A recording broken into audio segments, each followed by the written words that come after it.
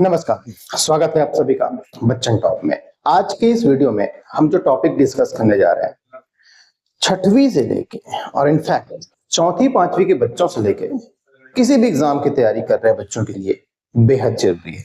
जी हाँ, लघुत्तम और महत्तम दो ऐसे टॉपिक हैं जो चौथी से पूरे पीएचडी तक काम आ सकता है। देखते हैं कि आपके एग्जाम में ये कैसे काम आने वाला है। एग्जाम में ऐसा कोई सा भी एग्जाम नहीं है जहां पे मैथ्स पूछे और ये टॉपिक ना हो। तो लघुत्तम अंग्रेजी में हम बोलते हैं LCM, least common multiple. English में जब इसको समझते हैं, इसका फुल फॉर्म बहुत ही आसानी से समझ में आ जाता है। लघुत्तम समापवर्त्य जब बोलते हैं तो यहाँ पे थोड़ा सा हिंदी हमारा कमजोर होते जा रहा है, इसलिए थोड़ा सा समस्या हो जाता है।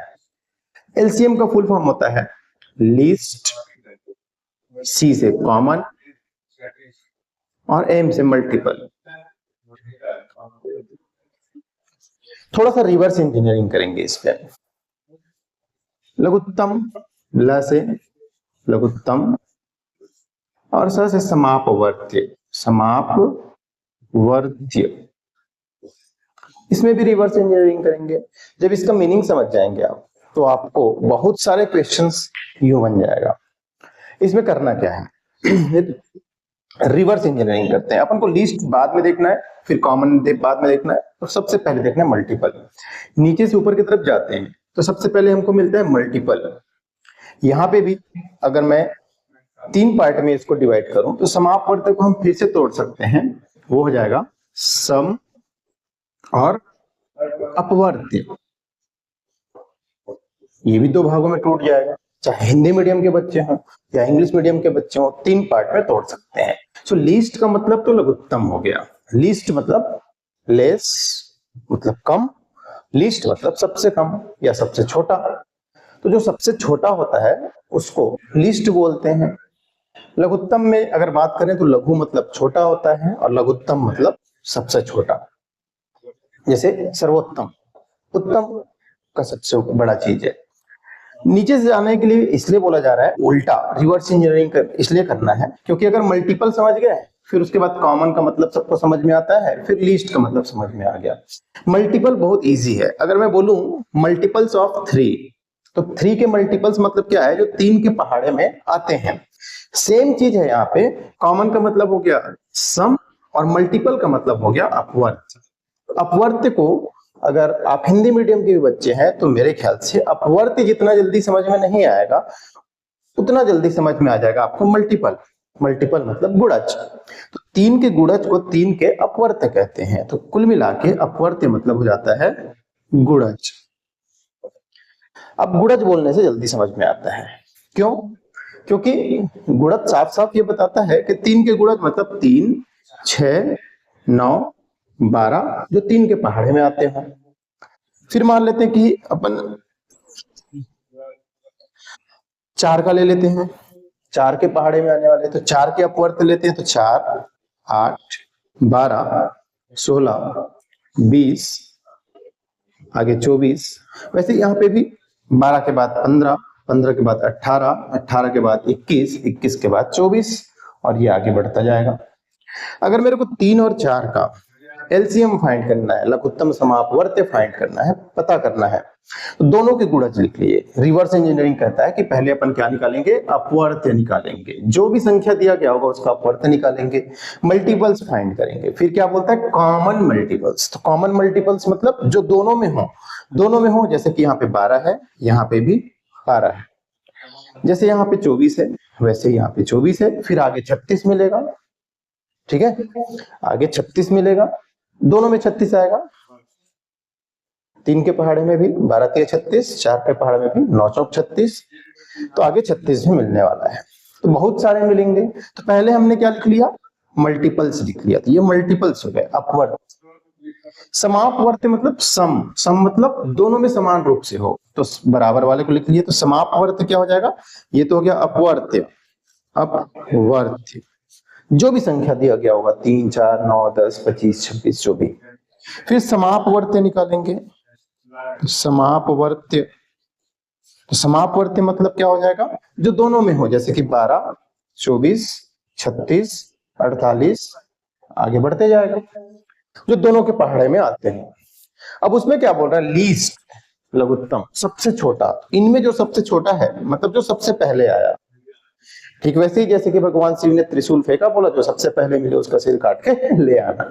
तो वैसे ही यहाँ पे जो सबसे पहले मिल जाए दोनों में, वो आपका आंसर है। अब इसके बारे में ये तो समझ में आ गया। निकालने के 2-3 तरीके हैं, वो आप प्राइम फैक्टराइजेशन से निकाल सकते हैं। लेकिन अगर छोटे छोटे संख्याओं का निकालना है तो क्या कर सकते हो, छोटा सा एक ट्रिक या फिर आप बोल सकते हो लॉजिक, वो ये है कि लघुत्तम जो होता है वो जितनी भी दी गई संख्या है उससे भाग चला जाता है। मतलब अगर मैं 12 बोल दिया इसका लघुत्तम, तो 12 जो है 3 से भी भाग चला जाएगा, 4 से भी भाग चला जाएगा। अब अगर दी गई संख्याओं से भाग चला जाए तो इसका मतलब ये है कि जो सबसे बड़ा संख्या है उससे भी भाग चला जाए। तो जो सबसे बड़ा संख्या होगा उसका गुणज होना तय है। हालांकि सबका गुणज होगा, लेकिन जो सबसे बड़ा संख्या है उसका भी गुणज होना चाहिए। तो आप जितनी भी दी गई संख्या है उसमें जो सबसे बड़ा संख्या हो उसका गुणज आप देखते जाइए और चेक करते जाइए कि बाकी सबसे होगा या नहीं होगा डिवाइड, तो आपको जल्दी मिल सकता है। अदरवाइज आपके पास वो प्रोसेस तो है ही है कि आप प्राइम फैक्टराइजेशन करके निकाल रहे हैं। अलग अलग करके भी निकाल सकते हैं या फिर एक साथ करके भी निकाल सकते हैं। एक साथ करने वाले में ज्यादा आसानी होता है। कैसे निकालते हैं एक बार ध्यान देते हैं। इसको निकालने का जो सबसे सही तरीका है वो एक साथ निकालो तो ज्यादा अच्छा है, क्योंकि जब कॉमन निकालते हैं उस समय थोड़ा सा भी छूट गया, अलग अलग निकाले, प्राइम फैक्टराइजेशन अलग अलग कर लिए, उसके बाद फिर निकालने बैठे और एक आंक छूट गया तो दिक्कत हो जाता है।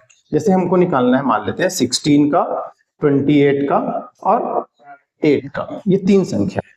तीनों को अलग अलग नहीं निकाल के देख रहे हैं यहाँ पे, क्योंकि जो टाइम कंज्यूमिंग है उसको हम क्यों देखें। यहाँ पे आप अगर जॉब के एग्जाम की तैयारी कर रहे हैं, जॉब एग्जाम के, तो आपको टाइम बचाना है। तो चलो देखते हैं।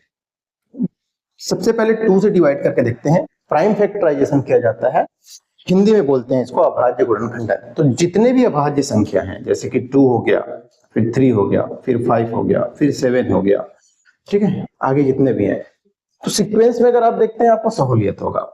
चाहो तो आप सीधा इससे या इससे भी कर सकते हो, लेकिन सावधान होके।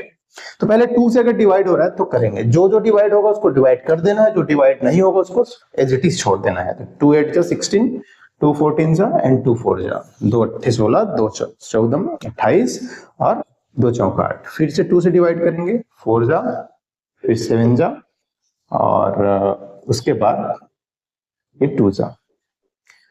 फिर 2 से डिवाइड होगा, 2 2 जा 7 नहीं होगा, जैसे कि डिवाइड नहीं हो रहा है। अब अगर ये डिवाइड नहीं हो रहा है तो हम 4 को डिवाइड कर दिए, 2 को डिवाइड कर दिए, इसको एज इट इज छोड़ देना है। फिर नेक्स्ट क्या करना है अपन को, 2 1 जा, ये तो 1 है ही है, 7 को 7 ही लिख देना है। और उसके बाद ये दोनों 1 हो चुके हैं, ये 7 वाला बचा, तो 7 से हम डिवाइड कर देंगे, 1 सा 1 सा 1 सा। अब इसके बाद क्या करना है, ये सारे जो नंबर्स हैं इसको सिंपल सा मल्टीप्लाई कर देना है। तो एलसीएम हमारा क्या आ जाएगा, इन सबका मल्टीपल। तो क्या हो जाएगा, 1 2 3 4, 4 बार तो 2 है, उसके बाद एक बार 7 है, क्या हो जाएगा, 2 दूनी 4, 4 दूनी 8, 8 दूनी 16 और 16 मल्टीप्लाई बाई 7। जो भी आंसर आएगा यहाँ पे आपका एलसीएम होगा। इससे रिलेटेड बहुत सारे प्रैक्टिकल लाइफ के, बेल वाला, रेस वाला, बस वाला, ट्रेन वाला, रिपीटिशन जहां पे होता है वहां पे क्वेश्चंस आ सकते हैं। आगे हम विशेष प्रकार के क्वेश्चंस लाएंगे इस वीडियो में। यहीं तक, अगला वीडियो हमारा होगा एचसीएफ का। तो कैसा लगा वीडियो कमेंट करके बताइएगा, अच्छा लगा हो जरूर शेयर कीजिए। और हमारा वेबसाइट bachchanTop.com आपको सारे सब्जेक्ट जो आपके किसी भी जॉब में काम आने वाला है, चाहे करंट अफेयर हो, चाहे जीएस का हो, चाहे मैथ्स का हो या रीजनिंग का हो, धीरे धीरे अपडेट किया जा रहा है। डेली अपडेट हो रहा है कुछ ना कुछ। वहां पे जाके आप अभी हाल जनवरी और फरवरी का करंट अफेयर बहुत ही अच्छे से हिंदी और इंग्लिश दोनों ही भाषा में पढ़ सकते हैं। धन्यवाद।